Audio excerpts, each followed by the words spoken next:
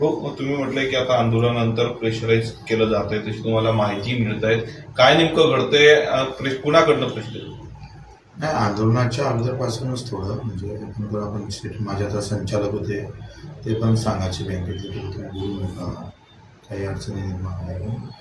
आणि आंदोलनामुळं आता थोडं एका मुख्य माणसाच्या राज्याच्या मुख्य माणसाच्या कॅबिनमध्ये 2 आमदार त्याच्या सोबत होते आणि तिथे एक अधिकारी होते.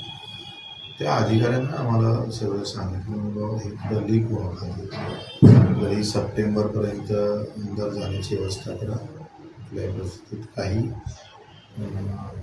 शोधून काढा, तुम्ही तुमच्या स्तरावर करा, मी प्रशासकीय स्तरावर सगळं शोधून काढतो. तर कुठं अडचणी निर्माण होईल, काय होईल, कसा बंदोबस्त करता येईल, हे थोडं सुरुवात झाली आणि ते आम्हाला अपेक्षितही होतं. आता ते राजकीयदृष्ट्या हे करतातच, ज्यानं काही ते काही नवल नाही आहे.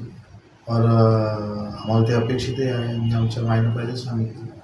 आता सार्वजनिक जीवनात येशील तर भगतसिंगासारखा लढतो. म्हणजे ह्या सगळं झाल्यानंतरही आमच्यावर आम्ही लढलो आणि टिकलो, तर ही आमची परीक्षा आहे.